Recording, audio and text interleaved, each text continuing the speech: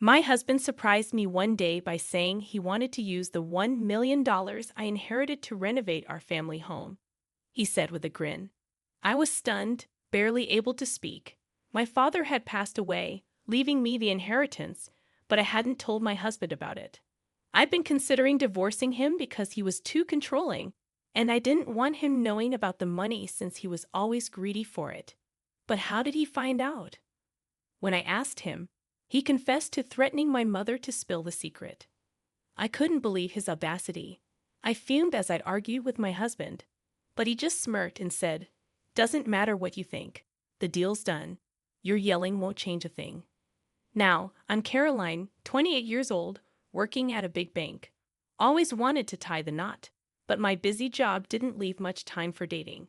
So I took a chance and signed up with a matchmaking agency. That's where I met Robert, a cheerful delivery driver a year older than me. In my line of work, I hardly meet any women. Meeting someone like you, Caroline, is like hitting the jackpot, Robert said, blushing. I feel the same way. It's wonderful to hear you say that, I replied. Would you go out with me? With marriage in mind, Robert popped the question. I said yes, and our love story began smoothly. We tied the knot 3 years back. At first, I thought we were a loving pair. I made more money than Robert, but he always praised me, saying, Caroline, you're amazing, such a career woman. But 3 years into our marriage, Robert's attitude changed. He started with sarcastic jabs like, must be nice, earning that big salary. And it wasn't just him. My once friendly in-laws turned cold. They used to be so sweet. Caroline, working at a major bank is impressive. You must have worked hard. We're thrilled our son married you, they'd say. Thanks. I'm lucky to have Robert, I'd reply. We're looking forward to having a great relationship with you, my mother-in-law would say, with a warm smile. At first, both my in-laws seemed so supportive, looking at us with loving eyes. Though issues with mothers-in-law are often talked about, I never thought it would concern me. But soon enough, their true colors showed. Caroline, you make good money, right? Give us some. I want a designer bag. It's not a big deal to help us out once in a while, my mother-in-law demanded, as if it were expected. But I just got you a dress for your birthday recently, and I don't lend or borrow money, even within family, I replied. They were furious when I refused. How dare you? We only agreed to this marriage because you work at a big bank. Truth is, we can't stand you. Sick of you always speaking your mind so clearly, my mother-in-law shouted. Exactly. What's the point of a daughter-in-law who won't give us money? Giving gifts for birthdays is expected. We're telling you to hand over cash. Even after we've asked so many times, you still won't give in. You're the worst daughter-in-law, my father-in-law scolded, backing up his wife. Robert simply nodded along with his parents' harsh words and didn't stand up for me. To add to that, he often splurged on takeout and expensive furniture without consulting me, saying, you make good money, so this should be fine. It wouldn't have been a problem if he used his own earnings, but his salary couldn't cover it all, leaving me to foot the bill. With the constant mistreatment from Robert and his parents, divorce started seeming like the only way out. Since we didn't have kids yet, I felt the decision wasn't as complicated, so I began preparing for the divorce.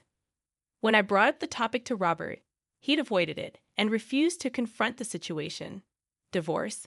I'm too tired today. I'm going to bed. He'd brush it off. Wait, Robert. We need to seriously discuss this today, I'd insist. But he'd ignore me and quickly retreat to the bedroom, persistently avoiding the conversation. I got a call from my mom during that time. Hi, Mom. What's going on? Listen carefully. It's about your dad. According to her, a recent checkup revealed that my father was sick and needed urgent hospitalization. Got it. I'll head to the hospital right away, I said, rushing to prepare.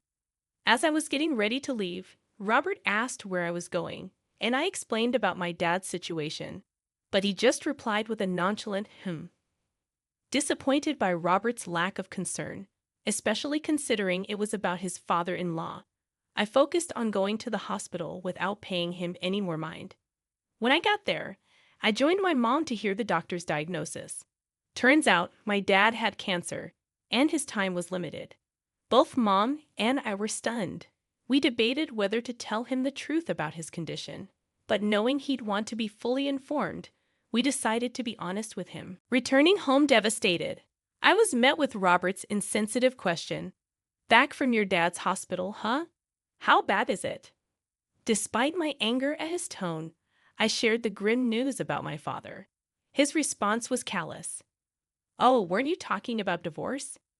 If you want to stress out your already ailing father with our divorce, I'm up for it any time." His despicable comment plummeted my feelings for him even lower. But I didn't want to burden my father further. Despite Robert's smug claims about being ready for divorce, whenever we discussed it, he seemed even more pleased. With my workload and a desire to avoid divorce discussions, I focused on being there for my father. Avoiding the topic of divorce seemed like a victory to Robert, worsening his attitude. "So, what about your dad's inheritance? How much are we talking about? I'm his son-in-law, so I should get a share, right?" "Can't wait?" Robert asked eagerly. "That's ridiculous. My dad is still alive. How can you even bring that up?" "Shut up. Don't raise your voice at me, no matter how much I objected." Robert seemed unaffected. His constant speculation about what he might get after my father's passing disgusted me. So, I started staying at my parents' house. I told my mom that I'd be staying there for a while since it was closer to the hospital. After some time, my father passed away after his battle with illness. He left this world peacefully, as if he were asleep. My mom and I cried so much it felt like we'd run out of tears, but with funeral arrangements to be made, we couldn't dwell in our sorrow. I called Robert to inform him about my father's passing and the funeral date.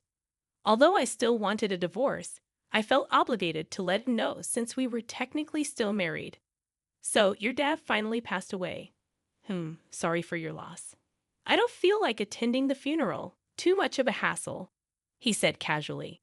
Despite my suspicions, Robert showed no signs of sadness.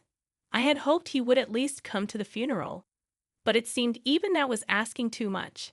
Seeing his indifference, I not only lost any remaining feelings for him, but began to detest him. I regretted marrying a man who concealed such a cruel side. "Do whatever you want," I replied, surprised by my own coldness. "Why are you so upset?" "Oh, and I'm curious about the inheritance," Robert taunted. Unable to bear his mocking laughter, I cut him off and ended the call. In the end, Robert didn't show up for my father's funeral. Some called him heartless, but I believed it was for the best that he stayed away and didn't tarnish my father's final farewell. In truth, I felt relieved he didn't attend. After the funeral, a family meeting was arranged, including my mother and me, to discuss the inheritance. There were talks about who would receive what, but since my father had made decisions before his passing, everything was settled smoothly. Feeling like I had finally found some closure, I decided to head back home. But as soon as Robert saw me, he dropped a bombshell. "Hey, it's been a while. I've decided to use the $1 million you inherited to renovate the family house." "What?" I was so taken aback that my voice faltered. I hadn't discussed the inheritance situation with Robert. How did he know about the $1 million? And why was he planning to spend it on home renovations? Still reeling from the shock, I asked Robert, "What do you mean?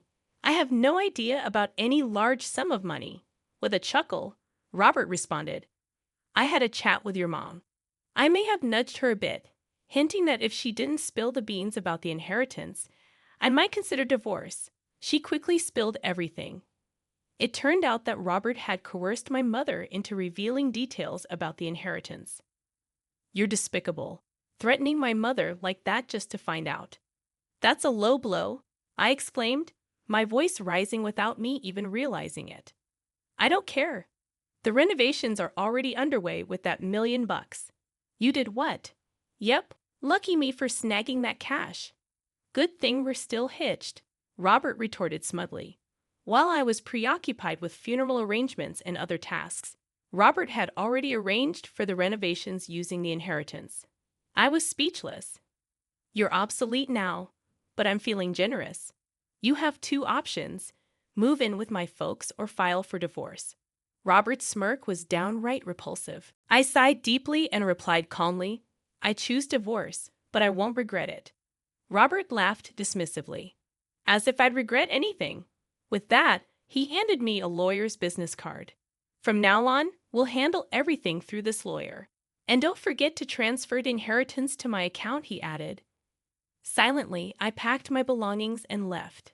Even as I walked out the door, Robert kept reminding me, don't forget about the inheritance. When I recounted everything to my mother, she seemed taken aback. She hadn't realized how strained things were between Robert and me. She also apologized for divulging details about the inheritance to Robert. It's all right, Mom. I should have told you everything. But Robert threatening you is the worst part. I reassured her, then asked if I could stay at our family home until I found a new place. She readily agreed. The following day, my phone buzzed incessantly with calls from Robert, all of which I ignored. Eventually, Robert showed up at my parents' house, ringing the doorbell persistently and causing a commotion. Despite my attempts to ignore him, Robert refused to leave and continued to shout loudly outside. Hey, open the door. I know you're in there. Feeling overwhelmed by his aggressive behavior, my mother suggested, Caroline, maybe you should talk to him to prevent any further disturbance for the neighbors. It might not lead to anything productive, but if things escalate, we'll call the police. All right, I understand, I replied reluctantly. With Robert showing no signs of leaving, I reluctantly opened the door partially, leaving the security chain latched. This is getting out of hand, Caroline. When are you transferring that $1 million?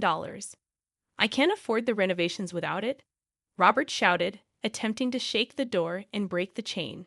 Remaining calm, I responded to Robert. It's under consideration.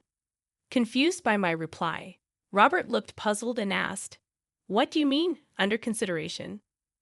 I confronted him with the truth, saying, What I inherited was my father's vacation house. It's not in cash, so I can't transfer it to you. Robert's eyes widened in shock. But then, I had something that surprised me too. How did you manage to secure a $1 million renovation contract? Usually, they wouldn't agree without proof of funds. Well, I have a relative who owns a construction company. I mentioned I'd be receiving $1 million soon, so they skipped the usual checks, Robert explained, looking stunned. If that's the case, remember when I warned you before we decided to divorce? I reminded him. I did warn you properly. You've got to be kidding me. I already paid a deposit of $3,000. I planned to pay the rest in installments, but now I can't. What am I supposed to do? Robert panicked, continuing to fuss. The wife's property is the husband's too, right? Even if it's not in cash. Hand over that $1 million vacation home. We're still married, right? You've got it all wrong, Robert. Inherited property isn't shared, it's solely mine. Not a cent goes to you. And just so we're clear, we're not a couple anymore. We're total strangers, I asserted firmly. Upon hearing this, Robert's expression shifted from despair to rage, his face turning beet red as he began screaming louder than ever. Stop playing games. I'm calling off the divorce. Give me the inheritance right now, he demanded, attempting to grab me through the door gap. Witnessing the altercation, my mother swiftly dialed the police. Robert withdrew his arm upon hearing her on the phone, but then smirked unexpectedly. I'm done with you, he sneered before fleeing the scene. After he left, the police arrived. While the doorbell camera footage seemed to suggest action would be taken, the officers advised me to prioritize my safety and to avoid engaging with Robert in the future, regardless of the circumstances. They instructed me to keep the doors locked and, if necessary, pretend I wasn't home. 3 days later, I received another call from the police regarding the documentation concerning my father's real estate. When I returned to my parents' house after divorcing Robert, I had put the real estate documents in my bag, only to discover they had vanished. Upon being informed that the documents were found, I headed to the police station where Robert was unexpectedly present. To my shock, It turned out that Robert was the thief who stole the documents.